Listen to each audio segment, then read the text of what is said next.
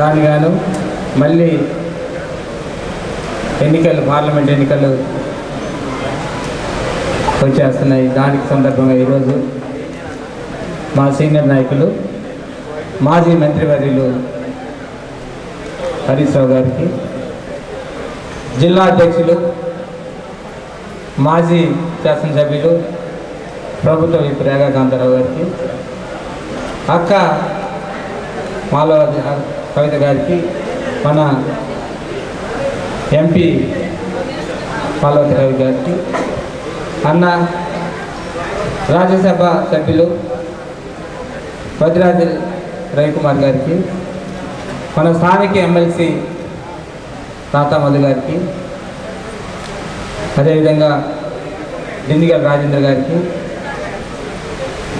ZPT మన మాజీ శాసనసభ్యులు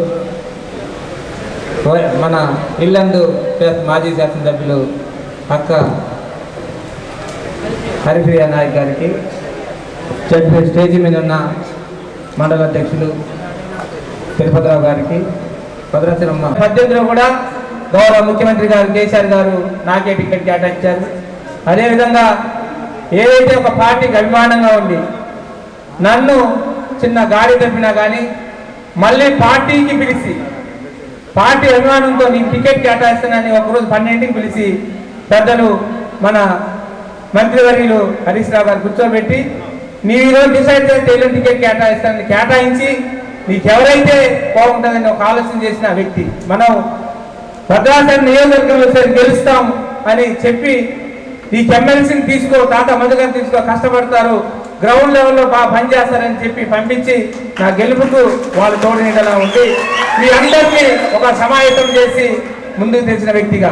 అదేవిధంగా రేగన్న కూడా ప్రతి ఒక్కసారి పక్కనే ఉండి రేగన్న దగ్గరికి వెళ్ళన్నా నాకు అనుభవం తక్కువ ఉన్నా నీ సహాయ సహకారం చేయాలి కావాలి అందరికి చెప్పమంటే ఆయన కూడా ప్రతి ఒక్కరికి అన్ని మండలాల్లో కోఆర్డినేషన్ చేసుకుంటూ చాలామంది మన పార్టీ నుంచి సీనియర్ నాయకులు వెళ్ళిపోతున్నా కానీ ఏం భయం లేదు. కార్యకర్తలు ఉన్నారు, మండల ప్రెసిడెంట్ ఉన్నారు, మండల మీడియా మిత్రులందరికీ పేరు పేరున నమస్కారాలు తెలియజేస్తున్నా. అందరు బాగున్నారా? గట్టిగా చెప్పట్లే, బాగున్నారా?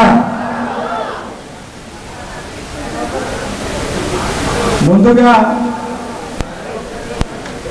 ఎవరి అంచనాలు లేకుండా ఏ నేషనల్ సర్వేలలో కూడా ఎక్కడా కూడా భద్రాచలం పేరు లేదు. ఎప్పుడు చూసినా కాంగ్రెస్ ఖాతాలనే వేసే ఉండేది. ఈవెన్ ఎలక్షన్ రిజల్ట్ వస్తున్నప్పుడు కూడా కాంగ్రెస్ ఖాతాలనే వేశారు. కానీ వారు చెప్పినటువంటి ఆ సర్వేలు గిరివేలు అన్నీ పక్కకు పెట్టేసి మీరు ఎక్కడ కష్టంతో భద్రాచలం సీటుని గెలిపించిన మీ అందరికీ శిరస్సు నుంచి నమస్కారాలు తెలియజేస్తున్నాను. మన గెలుపు ఎట్లుందంటే ఉగాది పచ్చడి లాగుంది, అంతేనా? కొంచెం తీయగుంది, కొంచెం పుల్లగుంది. ఎందుకంటే ఇక్కడే వెంకట్రావు గారు ఉన్నారు, అక్కడే కేసీఆర్ గారు లేరు, అంతేనా? మన భద్రాచలం పరిస్థితి అట్లుంది, కొంచెం తీపి కొంచెం పులుపు, ఉగాది పచ్చడి లాగుంది మన గెలుపు. అయినా ఎవరు బాధపడాల్సిన అవసరం లేదు. ఎందుకంటే గెలుపు ఓటములు అనేది సహజం, గెలుపు ఓటములు సహజం. మనం కబడ్డీ ఆడతాం, గెలుస్తామని ఆడతాం, ఓడిపోతామని ఆడతాం. ఎవరు ఆడరు, అట్లా కూడా అసలు ఆటే ఆడు. ఓడిపోతామనేవాడు ఎవడు ఆట ఆడు. అందుకోసం ఓటమితోని కుంగిపోవాల్సినంత అవసరం లేదు. మీరందరూ పులుల్లాగా పోరాటం చేశారు. 4 గంటలు కాగానే నాకు ఫోన్లు వచ్చాయి, సార్ పోలీసు వాళ్ళు వెళ్ళిపోమంటారు సార్ అని చెప్పేవాళ్ళు, అంతేనా? ఎస్పెషల్లీ మా వాజేడు వెంకటాపురం చర్లకి ఇక్కడ ఉన్నారు మా అధ్యక్షులు, ఏం చేయమంటారు సార్ అనేవాళ్ళు. ఆ పక్కన పోయి 7 నగరాలు పడుకోమని చెప్పేవాళ్ళం, అంతేనా? రాత్రిపూట 1 గంట వరకు ఎప్పుడు చరిత్రలో లేనంత వరకు మన కార్యకర్తలు రాత్రి 1 గంట 2 గంటల వరకు కష్టపడి పనిచేసాం. మీరందరూ కష్టపడబడే కదా వెంకట్రావు గారు అసెంబ్లీకి పోయింది, అవునా కదా? మీరందరూ కష్టపడుకుంటున్నాను కదా, మీరు ఎమ్మెల్యే అనేవాళ్ళ? ఎప్పుడు నేను ఒకటే అనేవాడిని, పార్టీ గౌరవాన్ని నిలబెట్టండి, మీ గౌరవాన్ని కాపాడుకోండి అని చెప్పి అంతేనానండి. ఆ మాట అడ్డం పెట్టుకొని మీకు ఎన్నున్నా ఇబ్బందులు పడ్డా మీరందరూ కష్టపడి వెంకట్రావు గారిని ఈరోజు అసెంబ్లీకి పిలిచారు. ఇంతకుముందే మా సోదరులు కాంతారావు గారు మాట్లాడుతూ చెప్పారు, హ్యాట్రిక్ కొట్టారు, 3 సార్లు అక్కడ ఖమ్మంలో ఒకసారి గెలిచాం, కొత్తగూడెం ఒకసారి భద్రాచలం గెలిచామని చెప్పాం. కానీ దీనికి ఒక ప్రత్యేకత ఉంది. ఒక నాయకుడు చెప్పాడు, ఈ జిల్లా నుంచి ఎవరిని అసెంబ్లీ గేటు తాకనివ్వని ఒక నాయకుడు చెప్పాడా? కానీ మేము గేటు తాకిస్తాము, మేము ఛాలెంజ్ చేస్తున్నామని ఛాలెంజ్ తీసుకున్నటువంటి ఏకైక నియోజకవర్గం మన భద్రాచలం నియోజకవర్గం. వాళ్ళకి అవకాశం లేకుండా చేసింది కదా మీరు, అవునా కదా? బరాబర్ బెర్ర గీసి కొట్లాడి కాంగ్రెస్ నుంచి వెంకట్రావు గారిని అసెంబ్లీకి పంపించినారు. కాబట్టి మీ అందరికీ ఏమి చేసినా రుణం అనేది తీరదు. డెఫినెట్గా మన పార్టీ మళ్ళా పుంజుకొని అధికారంలో రావడం అనేది ఖాయం. తాత్కాలికంగా ఓటమి మాత్రమే. ప్రజలు ఆల్రెడీ రియలైజ్ అవుతున్నారు. ఏ విధంగా రియలైజ్ అవుతారనేది మన ముఖ్య అతిథి గారు మాట్లాడతారు. ఎందుకంటే ఆ విషయాలకు నేను బోధించుకోవాలి. అందరూ అని చెప్తే మీకు బోరు కొడుతుంది, అంతే కదా? అన్నకు అవకాశం ఇస్తే అన్ని విషయాలు చెప్తారు. రేపు పార్లమెంట్ ఎన్నికలు రాబోతున్నాయి. ఆ ఎన్నికల్లో మనం ఈ పార్లమెంట్ సీట్ని గెలవాల్సిన అవసరం ఉంది. పార్లమెంట్ సీట్ని గెలవాలి అని అంటే ఇప్పుడే వెంకట్రావు గారు చెప్పారు, ఎలక్షన్ అంటే ఇట్లా చేయాలని. మీ అందరికి ఎలక్షన్ అంటే చేయాలో తెలుసు. అందుకోసం ఏంటంటే ఎలక్షన్ గురించి మళ్ళీ చెప్పాల్సిన అవసరం లేదు. ఇంకా 2 నెలలు ఎలక్షన్ వస్తున్నాయి కాబట్టి మహబూబాద్ పార్లమెంటరీ సీటు ఖచ్చితంగా మనందరం గెలిపించాల్సిన బాధ్యత మనందరి మీద ఉంది. గెలిపిద్దాం. వాళ్ళందరూ చేతులు ఎత్తండి. గెలిపించారు కదా? ఖచ్చితంగా మహబూబాద్ సీట్ని గెలిపించి కేసీఆర్ గారికి కానుక ఇవ్వాలి. మనందరం కష్టపడి పనిచేయాలి. మీ యొక్క కష్టాల్లో మేము ఉంటాం. మొన్న ఎవరో ఒక నేను అమెరికాలో ఉంటే ఒక మెసేజ్ కొట్టాడు, సార్ ఇట్లా హైదరాబాద్ హాస్పిటల్లో ఉన్నారు సార్, కొంచెం చేయండి. మరి నా కోసం మరి నా కోసం కష్టపడ్డారు కదా, వెంకట్రావు గారి కోసం కష్టపడ్డారు. కాబట్టి మీ కష్టాల్లో ఉంటామని తెలియజేస్తున్నాం. పారిపోయే వాళ్ళం కాదు, పిరికి బంధనం కాదు. మేము ఎన్ని కష్టాలు వచ్చినా ఎదురొచ్చి నిలబడతాం. చాలా మంది చెప్పారు, నువ్వు వీడికి వచ్చావు, నీకు వాజేడు తెలియదు, వెంకటాపురం తెలియదు, అడవి తెలియదు, ఏది తెలియదు అన్నారు. నన్ను చాలా మంది ఊళ్ళలో పోవద్దన్నారు, భయపెట్టారు, వార్తలు రాపించారు, దొంగ వార్తలు రాపించారు. మా పాత్రికేయ మిత్రులను కూడా పాపం తప్పుదారు పట్టించారు చాలా మంది మిత్రులు. వాళ్ళందరూ కూడా బ్రహ్మాండంగా కోఆపరేట్ చేశారు మాకు వెంకట్రావు గారి గెలుపులో. కానీ మనం ఎక్కడ భయపడలేదు. ఎందుకంటే మనం నిజాయితీ కోసం ఉన్నాం. ఒక మంచి వ్యక్తిని గెలిపించాలన్నటువంటి పట్టుదలతోనే అందరం పనిచేసినాం. గారికి, సీనియర్ నాయకులు దిండిగాల రాజేంద్రన్న గారికి, అదేవిధంగా వేదిక మీద ఉన్నటువంటి మండల అధ్యక్షులు, సీనియర్ నాయకులు, అతిరథ మహారథులందరికీ, అదేవిధంగా ఈ కార్యక్రమానికి హాజరైనటువంటి సోదర సోదరీమణులకు, పత్రికా మిత్రులకు, ఆ బయట ఉన్నటువంటి సోదరులకు అందరికీ కూడా ఉద్యమాభినందనలు తెలియజేసుకుంటూ, మిత్రులారా, మనమందరం కూడా జరిగినటువంటి కాలాన్ని మర్చిపోయి ముందున్నటువంటి భవిష్యత్తు కోసం మీరందరూ కూడా గట్టిగా కష్టపడాల్సినటువంటి అవసరం ఉంది. నేను ఇంతకుముందే చెప్పిన, మా పని అయిపోయింది మళ్ళీ 5 సంవత్సరాల తర్వాత, కానీ ఇప్పుడు మీకోసమే కష్టపడాల్సినటువంటి అవసరం. కాబట్టి పార్టీకి పూర్వ వైభవం తీసుకురావడానికి మనందరం కూడా ఎక్కడ కూడా వెనకడుగు వేయకుండా పూర్తి స్థాయిలో నిమగ్నమై ముందున్నటువంటి పార్లమెంట్ ఎన్నికల కోసం మనందరం కూడా సమాయత్తం కావాల్సినటువంటి అవసరం ఉందని చెప్పేసి ఈ సందర్భంగా నేను తెలియజేస్తా ఉన్నా. ప్రధానంగా మన నాయకుడు ఒకటే చెప్పారు, అబద్ధాలు మాట్లాడొద్దు, వాస్తవాల్ని ప్రజల ముందు పెట్టండి అని చెప్పడం జరిగింది. మనందరం కూడా నిక్కచ్చిగా అబద్ధాలు చెప్పాల్సినటువంటి అవసరం లేదు. మనం చేసినటువంటి పనులు శాంతాడంత ఉన్నాయి కాబట్టి మనం పోయి ప్రజల ముందు చూస్తే ప్రజలే మనని గెలిపిస్తారని చెప్పేసి వాస్తవాల్ని ప్రజలు గ్రహిస్తారని చెప్పేసి మనం నమ్మినాం. కానీ ప్రజలు వాస్తవాలను చూడలే, అబద్ధాలని నమ్మిరు, అబద్ధాలకు మోసపోయింది. ఇప్పుడు మోసపోయి గోసపడతామని చెప్పేసి అభద్రతతో ఉన్నారు ఈరోజు గ్రామాలల్లో. ఎక్కడికి పోయినా, పాన్ షాప్ కాడికి పోయినా, హోటల్ కాడికి పోయినా, బస్ స్టాండ్లో నిలబడ్డా, ఏదైనా రస్తా మీద నిలబడ్డా ప్రతి ఒక్కరి నోట్లలో కనిపించేటువంటి మాట ఏంటంటే, అయ్యో కేసీఆర్ గారు ఆ కుర్చీలో లేకపోయే, మళ్ళీ రైతు బంధు వస్తుందా, రైతు బీమా వస్తుందా, మా అవ్వకు పింఛన్ వస్తుందా, మా అయ్యకు పింఛన్ వస్తుందా, నా బిడ్డకు కళ్యాణ లక్ష్మి వస్తుందా అని చెప్పేసి అభద్రతతో ఉన్నటువంటి విషయాన్ని మనందరం కూడా గమనించాలని చెప్పే సందర్భంగా నేను తెలియజేస్తా ఉన్నా. ఇక ప్రధానంగా ఇంతకుముందు అన్నట్టుగా ఆడవాళ్ళకి ఏమైందంటే బంగారం ఇస్తారనేసరికి బాగా మోజు పుట్టుకొచ్చింది.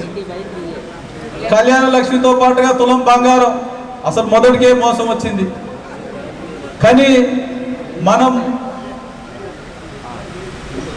మోసాన్ని మోసంతోనే మళ్ళీ ఎట్లా మోసం చేయాలనో మనందరం కూడా కాంగ్రెస్ పార్టీకి రానున్నటువంటి కాలంలో జరిగేటువంటి పార్లమెంట్ ఎన్నికల్లో మరి బుద్ధి చెప్పాల్సినటువంటి అవసరం ఉంది అని చెప్పేసి నేను తెలియజేస్తా ఉన్నాను. అందుకే మహిళలు ఏదైతే బంగారం ఇస్తామని నమ్మితే బంగారం లేదు కదా, ఉన్నది పోయింది. ఉన్న నెలకు మందు పెడుతున్నట్టు కొండ నెలకు మందు పెడితే ఉన్న నెలకు ఉన్నట్టు అయింది. కాబట్టి వాళ్ళు పెట్టినటువంటి ఉచిత బస్సులనే మన సమావేశాలకి రావడానికి మీరందరూ ఉపయోగించుకోవాలి. చక్కగా బస్సు ఎక్కాలి, సర్ది కట్టుకొని బస్సు ఎక్కి సమావేశానికి రావాలి. ఈసారి సమావేశానికి మీరే మొత్తం నిండాలి, మగవాళ్ళు వచ్చేసరికి మహిళలే మొత్తం నిండుండే విధంగా మీరందరూ చూడాలని చెప్పే సందర్భంగా నేను తెలియజేస్తా ఉన్నా. కాబట్టి మిత్రులారా, ఇక కాంగ్రెస్ పార్టీ ఎట్లా ఉందంటే, ఏదో బీఆర్ఎస్ పార్టీ కేసీఆర్ గారు చేయనటువంటి తప్పు ఏదో చేసినట్టుగా ఈ దేశంలో అన్ని రాష్ట్రాల కంటే మనం అప్పులు చేసినటువంటి రాష్ట్రాల్లో 23వ స్థానంలో ఉన్నాం. మరి మనకంటే ముందు 22 రాష్ట్రాలు ఉన్నాయి. ఏదో చేయరాని పని మనం చేసినట్టుగా, ఏదో చేసిండని డబ్బాల రాళ్ళేసి డబడబా డబడబా డబడబా కొట్టుకుంటూ తిరుగుతూ ఉన్నారు. ఎందుకంటే ఎన్నికలు వస్తాయి, రేపు ఎన్నికల నోటిఫికేషన్ వస్తుంది. 6 గ్యారెంటీలు అమలు చేసేది పరిస్థితి కనపడతా లేదు, దరిదాపులు కనపడతలేదు. చివరికి ఏమైనా లంక బిందెలు దొరికితే గెలిచిన వాళ్ళం పంచుకుందాం అనుకుంటే అవి కూడా దొరకలే. లాస్ట్కి వచ్చేసరికి మళ్ళీ మోసం చేయడానికి బరి తెగించి మాట్లాడుతూ ఉన్నారు. మళ్ళీ ప్రజల్ని మోసం చేయాలి, ఎంపీ ఎన్నికల్లో కూడా మోసం చేయాలనేటువంటి ఆలోచనతోని పొద్దాకా కేసీఆర్ గారిని తిట్టుడే తప్ప నేనేం చేస్తా అనేటువంటి భవిష్యత్తును చెప్పేటువంటి పరిస్థితి లేదు. ప్రణాళికను చెప్పి ప్రజల ముందు ఉంచాల్సినటువంటి ప్రభుత్వం అన్ని మళ్ళీ అబద్ధాలే, మోసపూరిత వాగ్దానాలతోనే మళ్ళీ పోతా ఉన్నా. నిన్న నేను చూసిన ఇంద్రవెల్లిలో మాట్లాడుతూ ఉన్నాడు. నిజంగా ఎంత సిగ్గుసేటంటే, ఆనాడు 1981 ఏప్రిల్ 20వ తేదీ జరిగినటువంటి సంఘటనని మరి ఆదివాసులు మర్చిపోయారు అనుకుంటా ఉన్నారు. ఆనాడు ఉన్నటువంటి ప్రభుత్వం, కాంగ్రెస్ పార్టీ ప్రభుత్వం, రాష్ట్ర ప్రభుత్వం కానీ కేంద్ర ప్రభుత్వం కానీ మరి ఆదివాసులు ఆ రోజు భూమి కోసం, భుక్తి కోసం, విముక్తి కోసం ఆ రోజు పోరాటాలు చేసి మరి మేము సమావేశాలు పెట్టుకుంటామని చెప్పి సమావేశానికి పర్మిషన్ అడిగితే పర్మిషన్ ఇచ్చి విచక్షణ రహితంగా కాల్పులు చేసి రక్తపు టేర్లు అయితే అక్కడికి పోయి తుడుచుకునేటువంటి ప్రయత్నం చేస్తూ ఉన్నారు.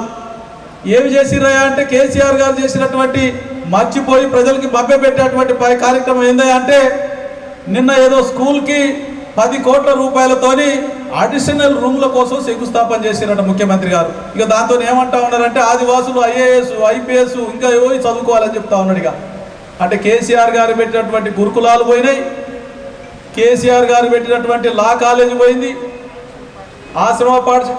అసలు చెప్పాలంటే మన ఊరు మనబడి ద్వారా 7,289 కోట్ల రూపాయలతో పెద్ద ఎత్తున మరి విద్యా వ్యవస్థను సమూలమైనటువంటి మార్పు తీసుకురావాలని చెప్పేసి పెద్ద ఎత్తున ప్రయత్నం జరిగింది. అదేవిధంగా హాస్పిటల్స్ ఈరోజు బ్రహ్మాండంగా గౌరవ మరి హరీష్ రావు గారి నాయకత్వంలో హాస్పిటల్స్, ప్రతి హాస్పిటల్ ఏ మారుమూల ప్రాంతానికి పోయినటువంటి 100 పడకల హాస్పిటల్ ఉన్నటువంటి PHCలు బ్రహ్మాండంగా అభివృద్ధి పరుచుకున్నటువంటి విషయాన్ని మర్చిపోయి ఈయన వచ్చి 10 లక్షల రూపాయలు పెట్టి ఆ 10 కోట్ల రూపాయలకి ఏదో చెప్తా ఉన్నారు. ఇలా మరి ఇటువంటి పరిస్థితులలో ఆదివాసులకు ఆ రోజు మరి భూమి కోసం పోరాటం చేస్తే కేసీఆర్ గారు ఒక ఉద్యమ నాయకుడు కాబట్టి మరి భూమి కోసం మరి ఆదివాసులు చేసినటువంటి భూ పోరాటాలు ఫలించాలి, వారి న్యాయమైనటువంటి కోరికను తీర్చాలి అనేటువంటి ఆలోచనతోని పోడు భూముల పట్టాలు ఇచ్చినటువంటి చరిత్ర మరి కేసీఆర్ గారికి ఉంది, బీఆర్ఎస్ పార్టీకి ఉంది అని చెప్పి ఈ సందర్భంగా నేను తెలియజేస్తా ఉన్నా. 24 గంటలు ఎప్పటికప్పుడు కూడా వారికి ఏ అవకాశం వస్తే అక్కడ కూడా ప్రతి నియోజకవర్గం తిరుగుతూ నిన్న భువనగిరి నియోజకవర్గం పూర్తి చేసుకొని 3 గంటలకి నేరుగా భద్రాచలం పొద్దున్న రావడానికి ఇబ్బంది అవుతుందని చెప్పేసి రాత్రే వారు ఐటీసీలో ఉండి ఇవాళ పార్లమెంట్ సమావేశం ఈ ఎలక్షన్స్కి ప్రత్యేకంగా కూడా మనందరినీ కూడా యాక్టివ్ చేయడానికి, మనకు మంచి సందేశం ఇవ్వడానికి, మనకు ఉత్సాహపరచడానికి అన్న ఎంతో టైం వెచ్చించి వచ్చినందుకు ప్రత్యేకంగా కూడా మనస్ఫూర్తిగా కూడా ఈ భద్రాచలం కార్యకర్తల సోదరులతో కూడా ఇక్కడ ఈ ప్రాంత ఆడబిడ్డలు కూడా మీ మనస్ఫూర్తిగా ధన్యవాదాలు తెలియపరుస్తా ఉన్నాను. అంతేకాకుండా ఇవాళ మీ అందరి యొక్క ప్రత్యేకమైన కష్టంతో గ్రామం గ్రామం గూడెం తండా గ్రామం తిరిగిన తర్వాత ఇవాళ తెల్ల వెంకట్రావు గారు మరి తాతా మధు గారి ఇన్ఛార్జ్ వచ్చిన తర్వాత నిజంగా ఇవాళ మహబూబాద్ పార్లమెంట్ సెగ్మెంట్లో అంటే దిష్టి చుక్క ఎట్లా పెడితే ఎట్లుంటుందో ఈ 7 నియోజకవర్గాలకి పెళ్లి కొడుకు మన తెల్ల వెంకట్రావు గారు అయింది. అంటే మన పార్లమెంట్లో మనకు అదొక గౌరవం దక్కింది వెంకట్రావులో గెలవడం వల్ల. ఇవాళ వారిని గెలుపు పూర్తి స్థాయి కృషి చేసిన మదన్న గారికి మరియు వద్దిరాజు రవిచంద్రన్న గారికి, వాళ్ళ ఇల్లందు మన మాజీ ఎమ్మెల్యే హరిప్రియ గారికి, మా రేగన్న జిల్లా పార్టీ అధ్యక్షుల వారికి, మరియు 5 మండల పార్టీ అధ్యక్షుల వారికి, మన జెడ్పీటీసీలకు, ఎంపీపీలకు, దిండిగాల రాజేందర్ గారికి, మరియు ముందున్న మంచి సైనికులు లాంటి మన కార్యకర్త సోదరులకు, భద్రాచలం ఎప్పుడు కార్యకర్తలు మీటింగ్ పెట్టినా మహిళలు ఎప్పుడు తగ్గకుండా ఉత్సాహంగా పిలవకుండా వచ్చే మా అక్కలందరికీ, మీడియా ముఖ్యులందరికీ కూడా శిరస్సు నమస్కారం తెలియవస్తా ఉన్నాం. నిజంగా నేను చాలా అదృష్టవంతంగానే భావిస్తా ఉన్నాను. ఎందుకంటే ఈ 5 ఏళ్లలో 2 సంవత్సరాలు కరోనాతోని ఎటువంటి రాష్ట్రానికి నిధులు లేకుండా ఇబ్బంది ఉన్నా, ఏ కష్టం వచ్చినా పూర్తి స్థాయిగా 3 సంవత్సరాలు నడిచినా నేను ఎంపీ అయినాక కేసీఆర్ గారి దయ వల్ల అన్న హరీష్ రావు గారు మంత్రి ఉన్నప్పుడు భద్రాద్రి కొత్తగూడెం జిల్లాలో ఒక మెడికల్ కాలేజు, మహబూబాద్ ఒక మెడికల్ కాలేజు, నర్సంపేటలో ఒక మెడికల్ కాలేజు, ఏజెన్సీ ప్రాంతమైన ములుగులో కూడా ఒక మెడికల్ కాలేజ్ వచ్చిందంటే నిజంగా చిరస్థాయిగా కూడా మా హయాంలో ఇవాళ మెడికల్ కాలేజ్ గొప్ప ఘనత మా అదృష్టంగా భావిస్తా ఉన్నాం. అంతేకాదు ఎప్పుడు కూడా రేగా కాంతరావు గారు కలిసినప్పుడు ఒకటే అనేది, అక్క మన పార్లమెంట్ సెగ్మెంట్లో భద్రాచలమైనా, ములుగైనా, ఇల్లందైనా, లేకపోతే ఇంకా మానుకోట ఎక్కడైనా ఈ పోడు భూముల సమస్య తప్పకుండా మనం కేసీఆర్ సార్ చెప్పాలి, ఖచ్చితంగా పోడు భూములు ఇప్పాలని చెప్పి పలుమార్లు మనం సార్ కలిసిన వెంటనే ఇవాళ తెలంగాణ రాష్ట్రంలోనే మన భద్రాద్రి కొత్తగూడెం జిల్లాలో అత్యధికంగా పోడు భూములు ఇచ్చుకుంది కూడా మన భద్రాద్రి కొత్తగూడెం జిల్లాలో. మన భద్రాచలంలో దాదాపు 4 నుంచి 5 వేల పాస్బుక్లు 4 నుంచి 5 వేల పాస్బుక్లు వచ్చాయని జ్ఞాపకం చేస్తా ఉన్నాం. అదొకటే కాదు, ఇవాళ తండాల్లో ఆదివాసీ గూడాల్లో కూడా 3 ఫేజ్ కరెంటు కూడా గుర్తించి, అయ్యో ఈ రోజుల వరకు కూడా 3 ఫేజ్ కరెంటు లేకపోవడం ఏందని కేసీఆర్ గారు రాష్ట్రం మొత్తం 300 కోట్ల రూపాయలు వెచ్చించి వాళ్ళు దుమ్ముగూడమైనా, చెర్లైనా, వాజేడైనా, ఏటునారైనా, ఎక్కడో చెంచుగూడాలకు కూడా ఇవాళ 3 ఫేజ్లు ఇచ్చిన ఘనత కేసీఆర్ది.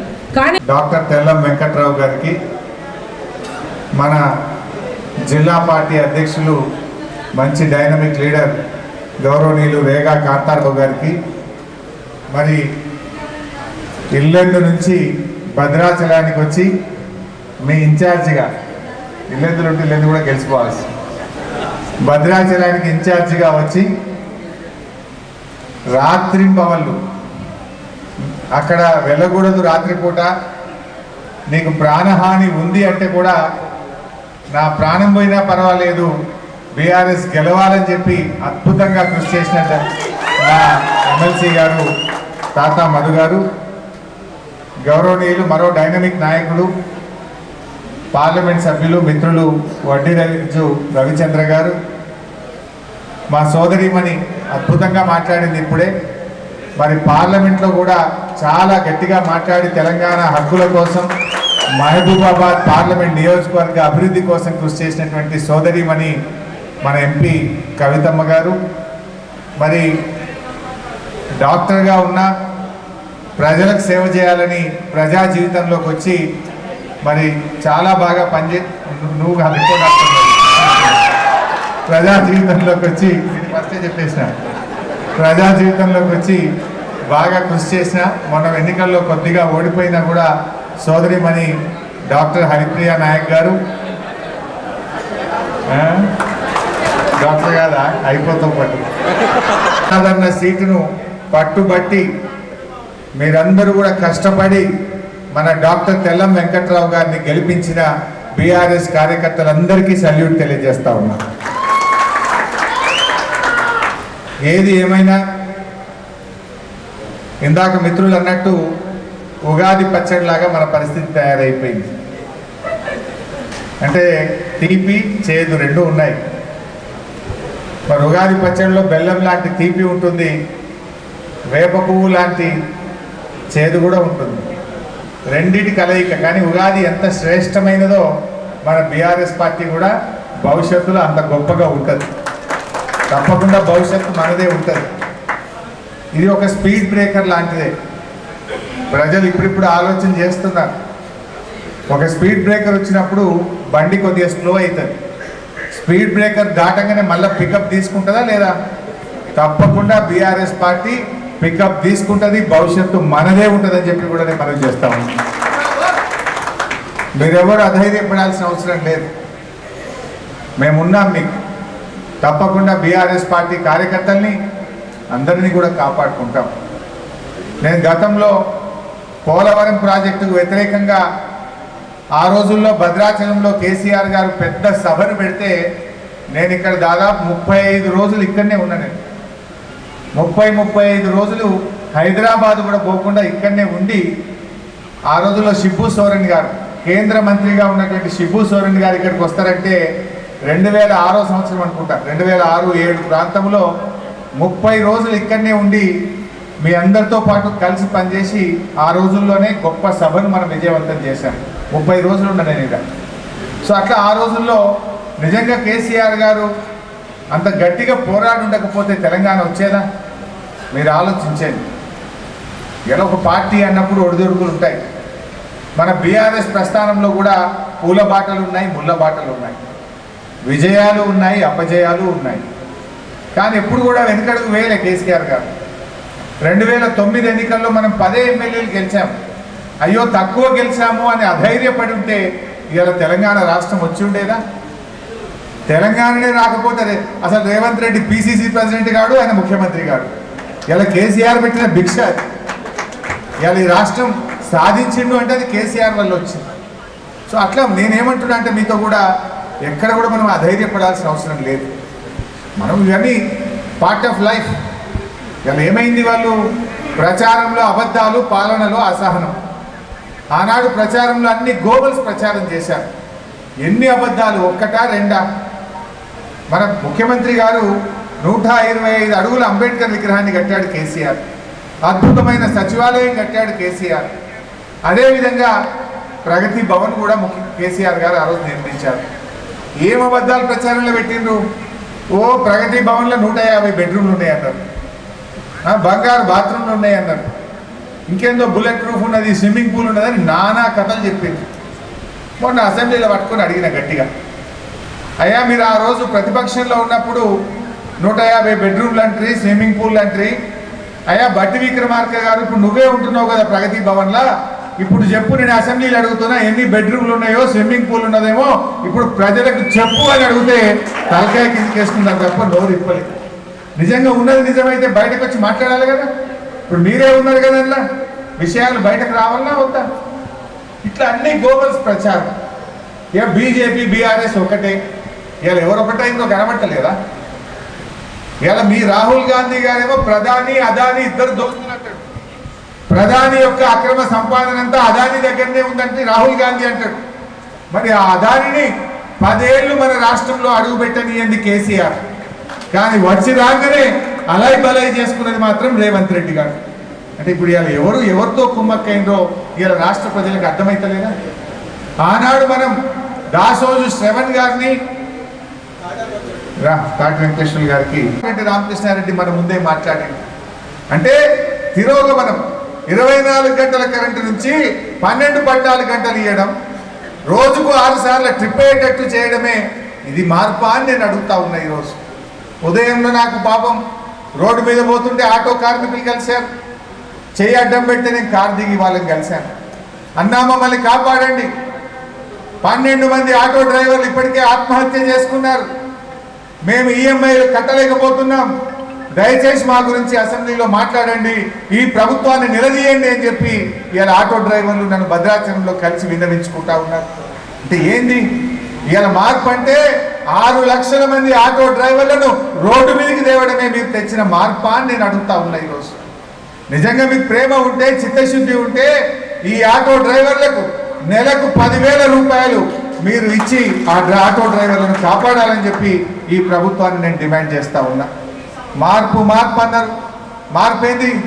రైతు బంధు ఫిబ్రవరి నెల వచ్చినా రైతు బంధు పడకపోవడం మార్పా? ఎప్పుడన్నా కేసీఆర్ ఉన్నాక ఫిబ్రవరి దాకా రైతు బంధు పడకుండా ఉన్నదే?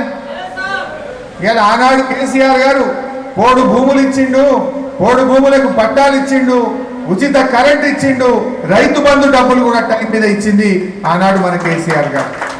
ఇలా మీరు ఇప్పటికీ 2.5-3 ఎకరాల లోపే రైతు బంధు పడ్డది. ఇలా రైతులు ఎదురు చూస్తూ ఉన్నారు, నాట్లు అయిపోయినాయి, కలుపులు తీస్తూ ఉన్నారు, మందు బస్తాలు కొనుక్కోవాలంటే కూడా ఇలా రైతులకు డబ్బులు లేనటువంటి పరిస్థితి ఉంది. మార్పు అంటే ఫిబ్రవరి నెల వచ్చిన రైతు బంధు వేయకపోవడమే మార్పా అని నేను అడుగుతా ఉన్నా. మార్పు అంటున్నారు. మేము ఆనాడు కేంద్ర ప్రభుత్వం ఎంత ఒత్తిడి తెచ్చినా కృష్ణా నది పరివాహక ప్రాంతంలో ఉన్న ప్రాజెక్టులను ఆ రోజు మేము కేంద్రానికి అప్పచెప్పలే. మిమ్మల్ని అందరినీ కూడా కాపాడుకుంటామని చెప్పి కూడా నేను మనం చేస్తా ఉన్నాను. ఇలా భద్రాచలం మరి కరకట్ట కోసం కూడా మనం 39 కోట్లు శాంక్షన్ చేశాం. టెండర్లు కూడా అయిపోయినాయి. నేను ప్రభుత్వానికి కోరుతా ఉన్నా, దయచేసి ఆ కరకట్ట పనులు వెంటనే ప్రారంభించండి. మళ్ళీ ఫ్లడ్స్ వస్తే వర్షాకాలం లోపే ఆ పనులను వేగంగా పూర్తి చేయాలని చెప్పి కూడా నేను ప్రభుత్వాన్ని కోరుతా ఉన్నా. ప్రతిసారి వరదలు వచ్చినప్పుడు ఈ జిల్లా ప్రజలకు, ముఖ్యంగా భద్రాచలం పట్టణ ప్రజలకు ఇబ్బంది అవుతా ఉంది. మరి ఆ రోజు కేసీఆర్ గారు 39 కోట్లతో శాంక్షన్ చేయించి టెండర్లు కూడా చేసింది కనుక ఆ పనులను వెంటనే ప్రారంభించాలని కూడా నేను ఈరోజు ప్రభుత్వాన్ని కోరుతా ఉన్నాను. మరి ఈ రకంగా భద్రాచలంలో మరి చాలా చక్కగా మీరు పనిచేసినారు. రాబోయే రోజుల్లో కూడా రేపు ఎంపీ ఎన్నికల్లో కూడా మనం విజయం సాధించాల్సిన అవసరం ఉంది. ఇప్పటికి 2 సార్లు వరుసగా మహబూబాబాద్ ఎంపీ మనమే గెలిచాం. 3వసారి కూడా మనమే మళ్ళీ మహబూబాబాద్ ఎంపీని గెలవాలి.